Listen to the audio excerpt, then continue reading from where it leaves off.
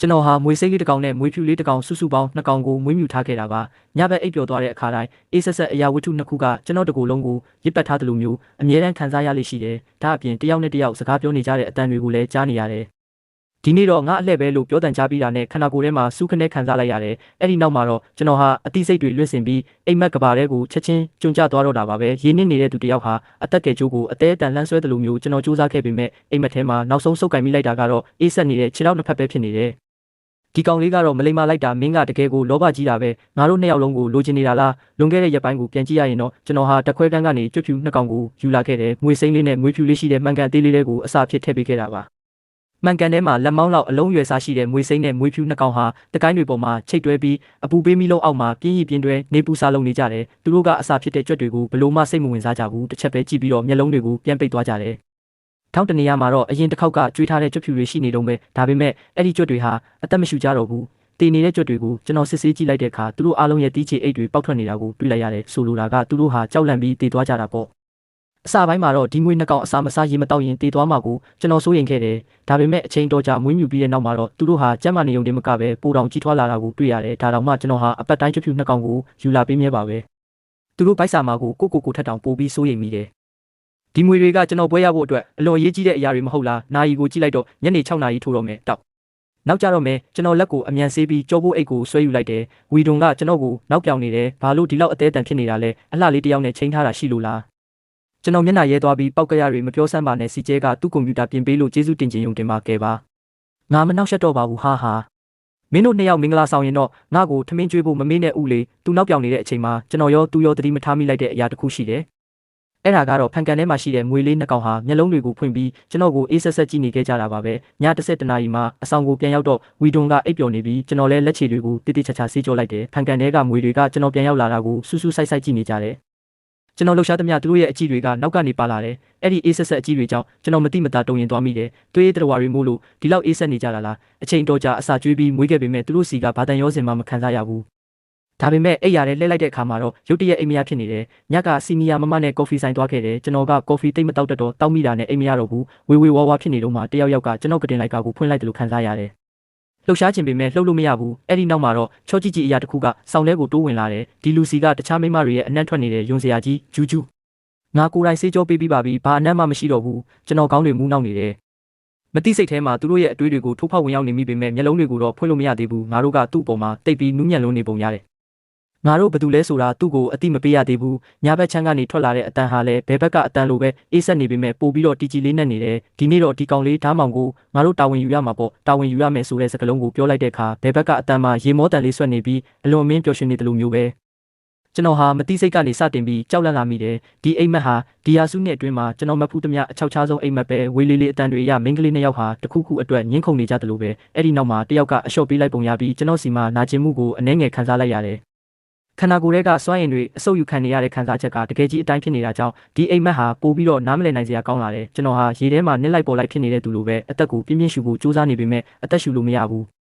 အဲ့ဒီအမျိုးသမီးကခတ်တိုးတိုးရေမောလိုက်ပြန်တယ်အဲ့ဒီခဏတာအတွင်းမှာကျွန်တော်ရဲ့အာယုံကြောဖွဲ့စည်းတွေအားလုံးနှိုးချသွားတယ်လို့ပဲဒီအိမ်မက်ကိုမတာဒါပထမဆုံးအကြိမ်မဟုတ်တော့ဘူးကျွန်တော်လက်ကိုဆန့်ထုတ်လိုက်မိတယ်ဒီလေးမင်းကတော့စိုးနေပြီးတော့ဘလောက်တောင်လောဘကြီးလိုက်တယ်လဲသူမရဲ့ရေမောတန်တွေကကျွန်တော်ရဲ့သွေးတွေကိုခဲသွားစေတယ်လို့ပဲရုတ်တရက်တချင်းတန်တစ်ခုထွက်ပေါ်လာတယ်မွန်းချက်ပြီးအသက်ရှူရခတ်နေတဲ့ခံစားချက်တွေချက်ချင်းပျောက်ကွယ်သွားတော့တာပါပဲကျွန်တော်ဝန်းကနေထထိုင်လိုက်တဲ့အခါမိုးလင်းနေပြီဆိုတာသိလိုက်ရတယ်လိုက်ကာရီကြားကဖြတ်တန်းလာတဲ့နေအောင်ကြီးကကျွန်တော်နှလုံးသားထဲကကြောက်စိတ်တွေကိုမောင်းထုတ်ပေးလိုက်ပြီးအဲ့ဒီတချင်းတန်ကတော့ဝီဒွန်ရဲ့နှိုးဆက်တန်ပဲဖြစ်နေတယ်အဲ့ဒီအချိန်တုန်းကနှိုးဆက်တန်တစ်ခုကဒီလောက်တောင်နားထောင်လို့ကောင်းမယ်လို့ကျွန်တော်တခါမှမတွေးခဲ့ဘူးအဲ့ဒါဟာကျွန်တော်ရဲ့ကယ်တင်ရှင်လိုပါပဲဘာလို့လဲဆိုတော့အဲ့ဒီအိမ်မက်ကတကယ်ဖြစ်ပျက်နေတယ်လို့မျိုးအရန်ကိုလက်တွေ့ဆန်လွန်းလို့ပါပဲကျွန်တော်အောက်ကိုငုံကြည့်လိုက်တော့အဲ့ယာကနည်းနည်းလေးဖြိုဖျဲဖြစ်နေပြီးရေကွက်တစ်ခုတွေ့လိုက်ရတယ်ဒါဟာကျွန်တော်အိမ်မက်ထဲကနေနိုးလာဖို့အသေးအတန်စူးစမ်းခဲ့ရလို့ဖြစ်နိုင်ပါတယ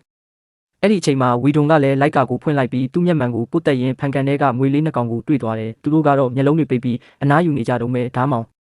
်မင်းရဲ့မွေ2ကောင်ကတကယ်ထူးဆန်းတာပဲကြွက်တွေကိုမစားဘူးဆိုတာမယုံနိုင်စရာပဲကျွတ်ဖြူ2ကောင်ဟာထောင်းတနေရာမှာကတ်နေပြီးသူတို့ရဲ့မျက်လုံးအနီလေးတွေထဲမှာကြောက်ရွံ့မှုတွေပြည့်နေတယ်ဟုတ်တယ်တကယ်ထူးဆန်းတာပဲကျွန်တော်နာမည်ကဓားမောင်ပါဇီဝဗေဒမဟာရန်ဒုတိယနှစ်ကျောင်းသားတစ်ယောက်ပေါ့လွန်ခဲ့တဲ့အချိန်ငယ်ကတောင်ပေါ်မှာကြောက်တုံးတွေတွားကောက်ရင်းဒီမွေ2ကောင်ကိုတွေ့ခဲ့တာပါသူတို့ကကျွန်တော်သိထားတဲ့ဘယ်မျိုးစိတ်ထဲမှာမပါဝင်ကြဘူးအဲ့ဒီတုန်းကကျွန်တော်ရဲ့ပမောက္ခယူခြင်းနဲ့ကျွန်တော်ထက်တနည်းငယ်တဲ့ချစ်စရာကောင်းတဲ့ကျောင်းသူလေးတစ်ယောက်လည်းအတူတူပါခဲ့တယ်စီနီယာဓားမောင်အကိုကြီးကဘွဲယူချမ်းအတွက်ဘာရေးရမလဲဆိုတာမပူရတော့ဘူးပေါ့ အဲ့ဒီကျောင်းသူလေးကချိုတာပြီးချစ်စရာကောင်းတယ်ပြုံးလိုက်ရင်ပါးကြိုက်လေးနှစ်ဖက်ပါတယ်သူမကကျွန်တော်တတိမထားမိခင်မှာပဲဘေးနားကိုကပ်လာခဲ့တဲ့ကျွန်တော်လှည့်လိုက်တဲ့အချိန်မှာသူမရဲ့ဘားကိုနမ်းမိမတက်ဖြစ်သွားခဲ့တဲ့ကျွန်တော်လန့်သွားပြီးချက်ချင်းနောက်ကိုဆုပ်လိုက်မိတဲ့စိတ်ကိုတည်ငြိမ်အောင်ထိန်းနေပေမဲ့အဲ့ဒီကျောင်းသူလေးကရုတ်တရက်အတင်းကျပ်လှုပ်လာတယ်လို့ခံစားရတယ်သူမကကျွန်တော်ကိုပြုံးပြီးကြည့်နေတာဟာကျွန်တော်ကိုတခုခုနဲ့ပြူစားထားတယ်လို့မျိုးပဲကျွန်တော်ပမောက္ခစီကိုလှည့်ကြည့်လိုက်တော့ပမောက္ခရဲ့တည်ငြိမ်တဲ့မျက်နှာကလည်းခေါင်းငင်းပြနေတယ်ဓာမောင်မင်းသားမျိုးစိတ်တစ်ခုကိုရှာဖွေတွေ့ရှိခဲ့ရင်အဲ့ဒါကမင်းရဲ့အကြီးမားဆုံးသိပ္ပံဆိုင်ရာအောင်မြင်မှုဖြစ်မှာပဲမင်းရဲ့နာမည်ကလည်းဒီငွေလေးတွေနဲ့အတူပြဋ္ဌာန်းစာအုပ်တွေထဲမှာပါလာလိမ့်မယ်သိပ္ပံသုတေသနနယ်ပယ်မှာဘသူကများအောင်မြင်မှုကိုမလိုချင်ပဲနေပါမလဲဒါပေမဲ့ကျွန်တော်အတွက်အဓိကဦးစားပေးကဘွဲရဖို့ပဲလေဒါကြောင့်သူတို့ကိုအဆောင်ကိုပြန်တယ်လာပြီးမွေးမြူခဲ့တာပေါ့ကံကောင်းတာကတော့ဝီဒွန်ကကျွန်တော်လိုပဲဇီဝဗေဒမဟာရန်ကျောင်းသားတစ်ယောက်ဖြစ်နေတာပဲသူကတခြားပါမောက္ခစီမှာတက်နေတာဆိုတော့ကျွန်တော်ရဲ့အခက်အခဲတွေကိုသူနားလည်ပေးနိုင်တယ်ဝီဒွန်ကလည်းမြေခွေးတချို့မွေးထားတယ်ဒါပေမဲ့မျိုးစိတ်မတူတာကြောင့်သူ့မြေခွေးတွေကိုတော့တခွဲခန်းမှာပဲထားလို့ရတာပါဒါပေမဲ့ကျွန်တော်နည်းနည်းတော့စိုးရိမ်မိတယ်သူတို့ကိုခေါ်လာတာ6လနီးပါးရှိနေပြီဒီငွေနှစ်ကောင်ကနေတိုင်းလိုစောင်းခုန်နေတယ်လို့မျိုးအိတ်နေကြတာသူတေသနာအတွက်အသုံးဝင်မဲ့အချက်လက်ဘာမှကိုမရသေးဘူးဘွဲရဖို့ကတစ်နှစ်ပဲလိုတော့တယ်အချက်လက်တွေကိုနှိုင်းရှင်ပြီးခွဲချမ်းစိတ်ဖြာရအောင်မှာဒါဆိုရင်မင်းရဲ့ပမောက္ခကိုတွားရှာလိုက်လေ Professor လူရန်ကငါတို့ကျောင်းမှာအတော်ဆုံးပဲသူကအသက်ငယ်ငယ်နဲ့ Professor ဖြစ်လာတာသူ့အရေးချင်းနဲ့ဆိုပါရဂူတန်းထီတောင်ကြီးကြပ်ပေးနိုင်တယ်ဒါပေမဲ့အစောပိုင်းအင်တာဗျူးလုံးကသူကမင်းအပေါ်တိတ်သဘောမကျဘူးထင်တယ်ကျွန်တော်ကောင်းငိမ့်လိုက်ပေမဲ့စိတ်ထဲမှာတော့အနေရခက်မိတယ်လူရန်ကပညာတတ်ပေမဲ့စိတ်နေစိတ်ထားကတော့အေးဆက်ပြီးထူးဆန်းတယ်သူကကျွန်တော်လူပုဂ္ဂိုလ်ကိုမကျေနပ်တာထက်ကျွန်တော်ရဲ့ရလက်တွေကိုမကျေနပ်တာပါမလို့အဲ့ရင်တော့သူ့ကိုသွားမနှောက်ယှက်တာအကောင်းဆုံးပဲဒါပေမဲ့ဝီဒွန်ပြောတာလဲမှန်နေပြန်တယ်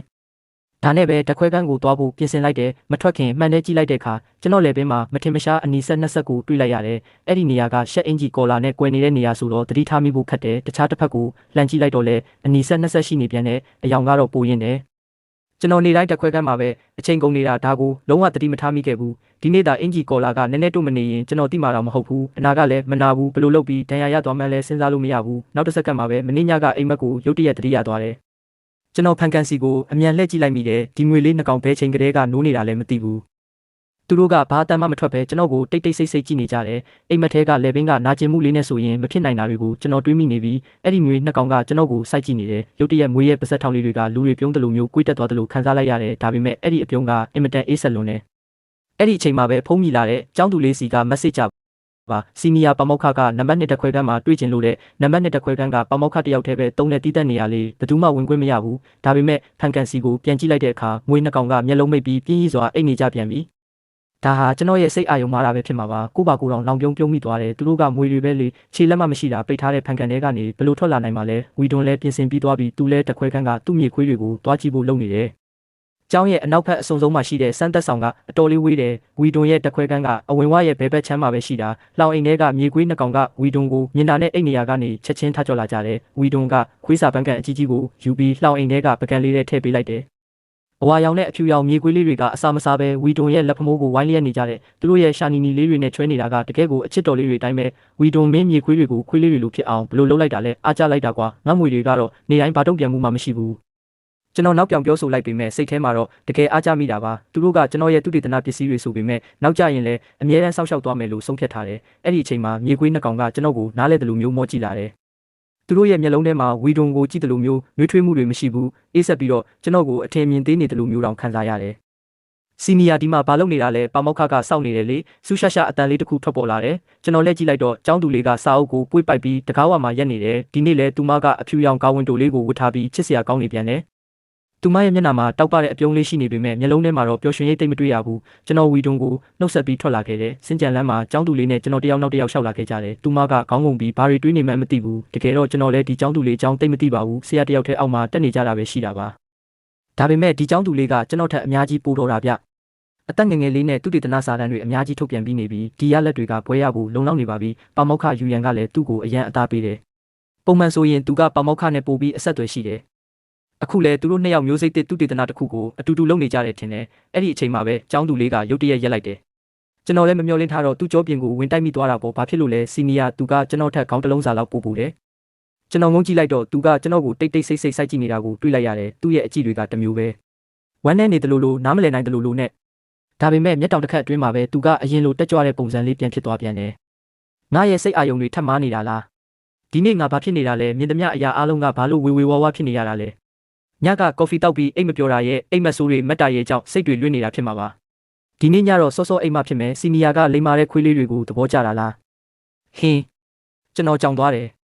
သူကခုနကဝီဒိုနဲ့ကျွန်တော်ပြောခဲ့တာတွေကိုကြားသွားပုံရတယ်ဟုတ်တယ်လေသူတို့ကအမွေးပွားပွားလေးတွေနဲ့ချစ်ဖို့ကောင်းတယ်လူစကားလဲနားလဲတယ်ကျွန်တော်ရဲ့မွေးနှစ်ကောင်ကိုတွေးမိတော့စိတ်ပြတ်သွားမိတယ်လူသားတွေကတော့လေတကယ်တော့မွေးတွေကလည်းလူစကားနားလဲပါတယ်တီလာစီနီယာဓားမောင်ကမသိလို့ပါသူတို့မှလည်းချစ်ချင်းအမျက်ထွက်ချင်းဝမ်းနေချင်းနဲ့ပျော်ရွှင်ချင်းဆိုတဲ့စိတ်ခံစားချက်9မျိုးလော်ကီအာယုံ6ပါးရှိတာပဲကျောင်းသူလေးကကျွန်တော်နားကိုရုတ်တရက်တိုးကပ်လာတယ်ကျွန်တော်လည်းမသိစိတ်နဲ့နောက်ကိုဆုပ်လိုက်မိတယ်အရှိန်မထိန်နိုင်ပဲချော်လဲမလို့ဖြစ်သွားတဲ့အခါကျောင်းသူလေးကကျွန်တော်လက်မောင်းကိုလှမ်းဖမ်းလိုက်တယ်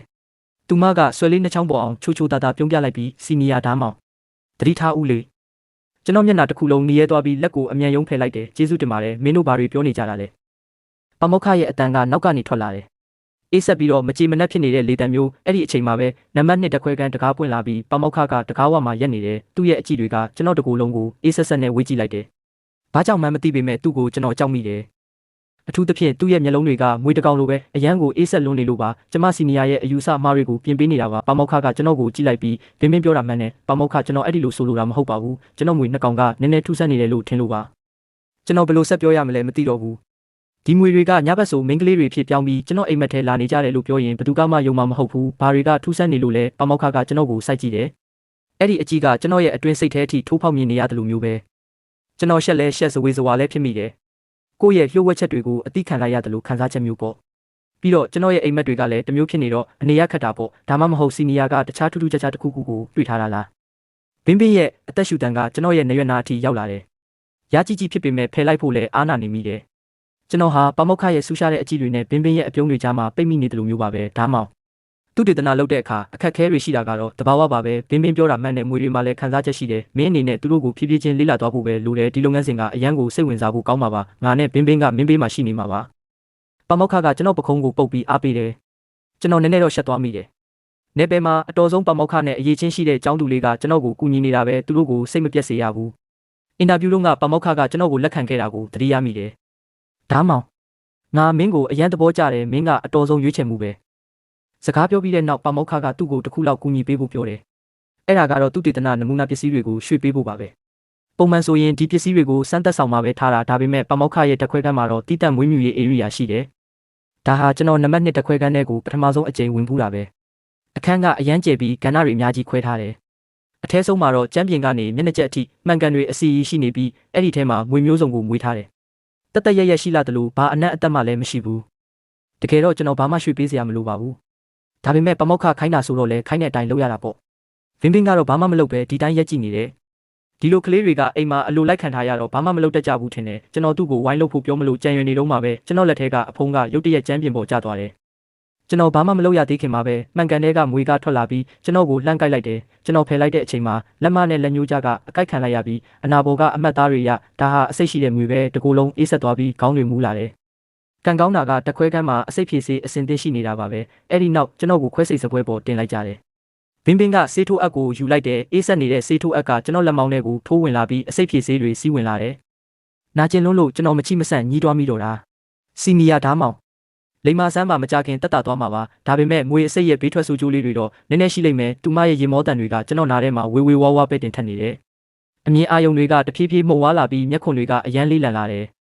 ဗင်းဘင်းရဲ့အတန်ကအဝေးတနေရာကနေလှမ်းခေါ်နေတယ်လို့မျိုးပဲကြားလိုက်ရတယ်ဟိုစီနီယာကြီးဘသူကကျွန်တော်ကိုခေါ်နေတာလဲကျွန်တော်ဟာနှစ်ချိုက်အိပ်ပျော်သွားခဲ့တယ်အိမ်မက်ထဲမှာတော့အမွေးပွားပွားခွေးလေးတစ်ကောင်ကကျွန်တော်လေပင်ကိုအတင်းတိုးဝေ့နေတာကြောင့်အသက်ရှူလို့တောင်မရတော့ဘူးမင်းကိုငါသဘောမကျဘူးဓားမောင်မင်းမဲခွေးလေးတွေကိုသဘောကျတယ်ဆိုအခုကျတော့ဘာလို့ဆူနေတာလဲဝမ်းနဲ့တလူလိုနဲ့ပြောနေတဲ့အဲ့ဒီလေတံမှာရိုးသားမှုမရှိဘူးကျွန်တော်ကိုလှောင်ပြောင်နေတယ်လို့ပဲကျွန်တော်အသေးအတန်ရုန်းကန်ရင်လက်လန်းလိုက်တဲ့အခါအဝစ်တစ်ခုကိုစုပ်ကင်မိလိုက်တယ်အဲ့ဒီအသားကကျွန်တော်တို့စမ်းသက်ခန်းမှာဝစ်တဲ့ဂျာကင်အဖြူရောင်သားမျိုးပဲတယောက်ကကျွန်တော်လက်ကိုလာဖမ်းထားတယ်အဲ့ဒီနောက်မှာတော့အဝစ်စားတွေလှုပ်ရှားတန်ကိုကြားလိုက်ရပြီးကျွန်တော်မျက်နှာကိုအဝစ်တစ်ခုနဲ့လာအုပ်ထားလိုက်တယ်လက်ဆက်တဲ့အနက်လေးတစ်ခုရလိုက်ပြီးလေပင်ကိုလာပုတ်နေတဲ့အမွေးပွားပွားအရာကြီးလဲပျောက်သွားတော့တယ်အချိန်ဘယ်လောက်ကြာသွားလဲမသိဘူးကျွန်တော်ပြန်နိုးလာတဲ့အခါအောက်ကအေးဆက်နေတဲ့စပွဲခုံကြောင့်အနေရခက်နေမိတယ်အရက်182စင်တီမီတာရှိတဲ့ကျွန်တော်ခန္ဓာကိုယ်ကိုဆန့်ထုတ်လိုက်တယ်ဘင်းဘင်းကကျွန်တော်ကိုပြုံးပြီးကြည့်နေတာကတမျိုးပဲကျွန်တော်ကတိုင်းတာခံရမယ်ရှာတစ်ခုလိုမျိုးခံစားရတယ်စီနီယာအကိုကြီးရဲ့ဥယျာဉ်ပြားကပုံမှန်ပါပဲပမောက္ခကလည်းသူ့ကိုတားမြစ်ခြင်းမရှိပဲကွန်ပျူတာမှာတစ်ခုခုကိုမှတ်တမ်းတင်နေတယ်ကျွန်တော်နိုးလာတာကိုမြင်တော့အစိတ်ဖြည့်ဆေးနဲ့မွေးအစိတ်ရဲ့အာနိသင်ကြောင့်အိပ်ပျော်သွားတာလို့ပဲသူကပြောတယ်ဒါဆိုရင်အဲ့ဓာတွေအားလုံးကအိမ်မက်တွေပဲလားဒါပေမဲ့ကျွန်တော်နှလုံးသားထဲမှာကြောက်စိတ်တွေတဖြည်းဖြည်းကြီးထွားလာတယ်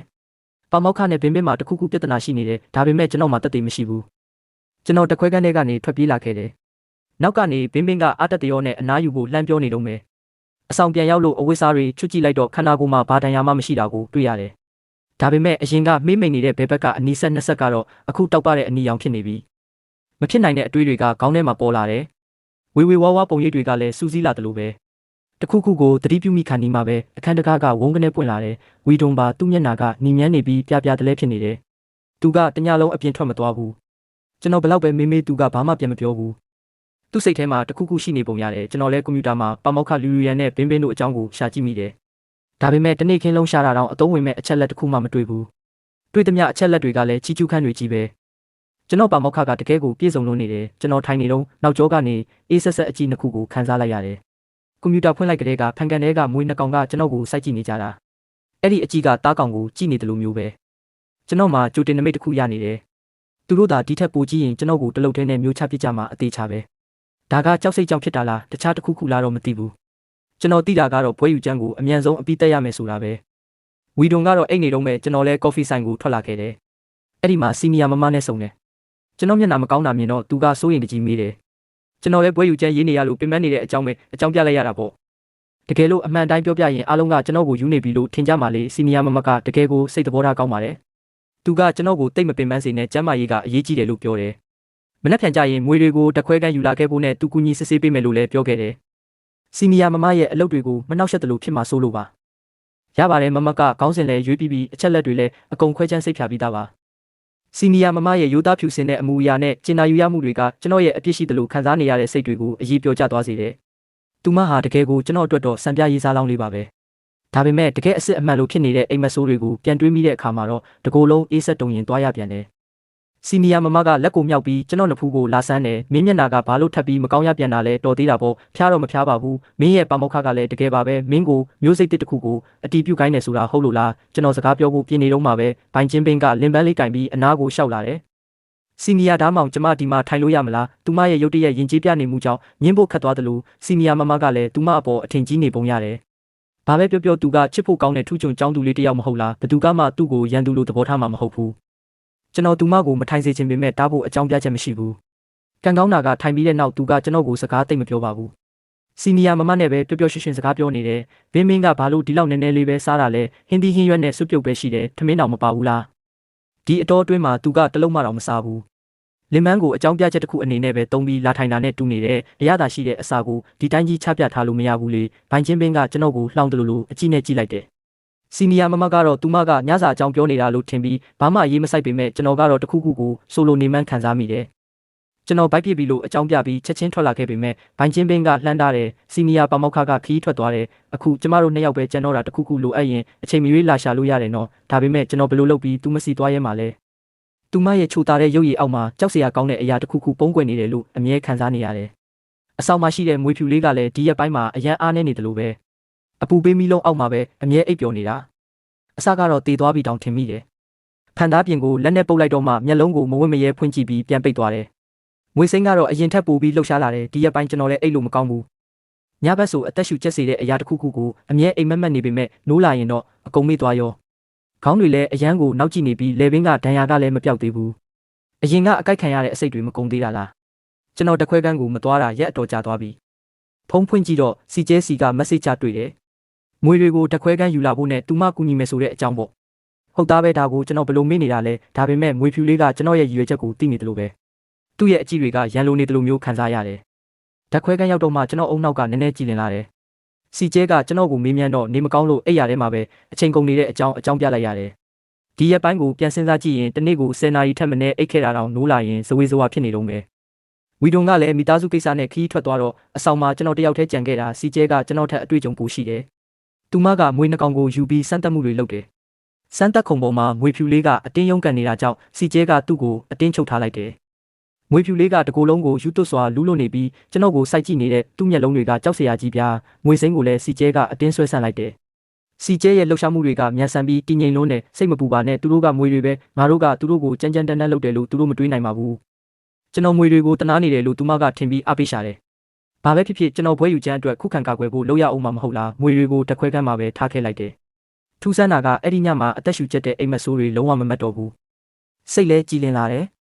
ဒါပေမဲ့မွေးနှကောင်ကတော့တိတိတတ်တာအားနေသွားတယ်မွေစိမ့်တောင်တောက်မှာပဲကွေးနေတော့တယ်သူတို့ပိန်သွားတာတကယ်ကိုတိတာတယ်အရေးကွန်တွေတောင်တွန့်လိုက်နေပြီးဒါတောင်ကျွန်တော်ပေးတဲ့ကြွဖြူတွေကိုမစားကြဘူးဒါပေမဲ့ကျွန်တော်ကိုမြင်တဲ့အခါသူတို့မျက်လုံးထဲမှာအယောင်တစ်မျိုးလက်ခနဲ့ဖြစ်သွားတယ်အဲ့ဒီအယောင်ကကြောက်စရာကောင်းပြီးကျွန်တော်ကိုအစိမ့်လိုက်ဝါစားခြင်းနေတယ်လို့မျိုးပဲမနက်ခင်းမှာဖုန်းတန်ကြောင်ကျွန်တော်နိုးလာတယ်ဖုန်းထဲမှာ message တွေနဲ့ဖုန်းခေါ်ဆိုမှုတွေအများကြီးပဲစီနီယာမမစီက message ကိုအရင်ဖွင့်ကြည့်လိုက်တယ်ဒါမှမွေစိမ့်ကနောက်ဆုံးတော့တခုခုစားလိုက်ပြီးမဟုတ်ဘူးစားတာလို့ပြောလို့မရဘူးသူကစုပ်ယူနေတာကြွဖြူရဲ့တွေးတွေအားလုံးကိုသူကစုပ်ယူလိုက်တာမင်းကတော့တကယ်ကိုမသိသေးတဲ့မျိုးစိတ်တစ်ခုကိုရှာတွေးလိုက်တာပဲ message နဲ့အတူအသက်တက်ကင်းမဲ့နေတဲ့ကြွဖြူတစ်ကောင်ရဲ့တက်ပုံပါလာတယ်မွေစိမ့်ကတော့တွေးရောင်နှမ်းနေတဲ့မျက်လုံးတွေနဲ့ကင်မရာကိုစိုက်ကြည့်နေတယ်အစာစားပြီးလို့ကျဉ်နဲ့သွားတဲ့ပုံစံမျိုးမဟုတ်ပဲပိုပြီးတော့တောင်ဒေါသထွက်နေတဲ့ပုံစံမျိုးပဲဒါပေမဲ့ကျွန်တော်ဘလို့မှမပြောနိုင်ဘူးဘာလို့လဲဆိုတော့ကျွန်တော်လေပင်ကအနီးဆက်တွေကိုပြန်တွေးမိလို့ပဲကျွန်တော်အကွာအဝေးကိုတိုင်းကြည့်ဘူးတဲ့စင်တီမီတာလောက်ရှိပြီးမွေကိုက်ရနှစ်ခုကြားကအကွာအဝေးနဲ့အတိအကျတူနေတာပဲဒါပေမဲ့ကျွန်တော်ကတော့နေတိုင်းမှန်ကန်ကိုတေးသေးချာချာပိတ်ခဲ့တာပါကျွန်တော်မျက်လုံးတွေကိုခဏမိတ်လိုက်ပြီးတခြား message တွေကိုဖွင့်ကြည့်လိုက်တယ်အဲ့ဒါတွေကဘင်းဘင်းနဲ့ပမောက်ခစီကပါဘင်းဘင်းကတကောင်ရံကလေးက message တွေအများကြီးပို့ထားတာစီနီယာနံပါတ်2တခွဲကန်းကိုလာပေးလို့ရမလားတခုလောက်ကူညီပါဦးကနေစပြီးစီနီယာကျမကိုကဲပါဦးအကိုကိုလိုအပ်တယ်ထီပဲနောက်ဆုံး message မှာတော့စီနီယာကျမတောက်မခံနိုင်တော့ဘူးလို့ရေးထားတယ်ပမောက္ခစီကတော့တကြောင်နဲ့ပါပဲဖုန်းပြန်ဖြေစမ်းဆိုတဲ့စကားလုံး3လုံးနဲ့ပါပဲကျွန်တော်ဘာမှပြန်မပြောပဲအပြင်ကိုထွက်လာခဲ့တယ်လွတ်သွားတဲ့ဖုန်းခေါ်ဆိုမှုတွေကိုကြည့်နေစရာမလိုတော့ဘူးအားလုံးကသူတို့စီကပဲလေအဲ့ဒီနောက်မှာတော့နာမည်နှစ်ခုကကျွန်တော်ကောင်းတဲ့ကိုချက်ချင်းဝင်လာတယ်ရှောင်းပိုင်းကျွန်တော်ဝီတွန်ကိုသွားမရှာတော့ပဲနံပါတ်2တခွဲကန်းကိုပဲတန်းလာခဲ့တယ်တကားကတော့ခတ်မထားဘူးမိုးမလင်းသေးတော့အခန်းထဲမှာမှောင်မဲနေပြီးကွန်ပျူတာစက္ကန့်တစ်ခုပဲလင်းနေတယ်တညလုံးကွန်ပျူတာကဘာလို့ပွင့်နေတာလဲဆိုတာကိုတော့ကျွန်တော်သတိမထားမိနိုင်တော့ဘူးကွန်ပျူတာမှာကျွန်တော်နာမည်ကိုရိုက်ရှာလိုက်တဲ့အခါဓာတ်မောင်လို့နာမည်ပေးထားတဲ့ဖိုင်တွဲတစ်ခုပေါ်လာတယ်ကျွန်တော်ရင်တွေတိတ်ခုန်နေပြီးအမှန်တရားကိုတွေးတော့မယ်လေအာယုံဆိုင်နေတာကြောင့်နောက်ကနေတယောက်ကပ်လာတာကိုကျွန်တော်မသိလိုက်ဘူးသတိထားမိတဲ့အချိန်မှာတော့နောက်ကနေအတင်းဖက်ထားတာခံလိုက်ရပြီးစီနီယာကျမရဲ့ဘွဲယူကျန်းကဘာကြောင်းလဲဆိုတာမသိချင်ဘူးလားတေတော့မလို့ဖြစ်နေတယ်ဆိုတဲ့ဘင်းဘင်းကကြမ်းကြမ်းမာရှိနေတာကိုတွေးလိုက်ရလို့ကျွန်တော်အံ့ဩသွားရတယ်သူမကကျွန်တော်ပခုံးပေါ်မိလိုက်တယ်သူမရဲ့အသက်ရှူတန်ကအေးဆက်နေပြီးတွေးနဲ့လဲဆွတ်နေတယ်ဒီအနံ့ကကျွန်တော်အတွက်ရင်းနှီးနေတယ်လူသားတွေရဲ့အနံ့နဲ့မတူဘူးအရင်ကကျွန်တော်ခွဲစိတ်ဖူးတဲ့ကြွဖြူတွေရဲ့အနံ့မျိုးပဲအရင်ကကျွန်တော်မေးဘူးပေမဲ့သူကလှုပ်ဝက်ထားခဲ့တာလေအခုချိန်မှာတော့ကျွန်တော်ဒါတွေကိုလုံးဝမသိချင်တော့ဘူးကျွန်တော်ထွက်ပြေးဖို့ကြိုးစားပေမဲ့သူမရဲ့လက်ထဲကနေယုံလို့မရဘူးကျမရဲ့ပွဲယူကြံကောင်းစဉ်ကလူသားနဲ့မွေတွေကြားကစိတ်ခံစားမှုဆိုင်ရာဆက်နွယ်မှုအကြောင်းပဲမွေတကောင်ကလူသားတယောက်ကိုချစ်မိသွားမလားဒါမှမဟုတ်လူသားတယောက်ကမွေတကောင်ကိုချစ်မိသွားမလားဆိုတာစီနီယာဘယ်လိုထင်တယ်လဲကျွန်တော်မလုပ်ရတော့ဘူးဒီမိန်းကလေးကတကယ်ကိုထူးဆန်းလွန်းနေပြီးဒီတည်ငြိမ်မှုတွေအောက်မှာဘဲချိန်မဆိုပောက်ကွဲထွက်သွားနိုင်တဲ့ဒေါသတွေပုံကွယ်နေတယ်ကျွန်တော်ဘာပဲဖြစ်ဖြစ်သူကကျွန်တော်ကိုအလွတ်ပေးမှာမဟုတ်ဘူးစီနီယာဓာတ်မောင်ဘာလို့ဘာမှပြန်မပြောတာလဲကျမအပေါ်ဘာမှမခံစားရဘူးလားကျမကအကိုကိုဒီကိုခေါ်ခဲ့တာ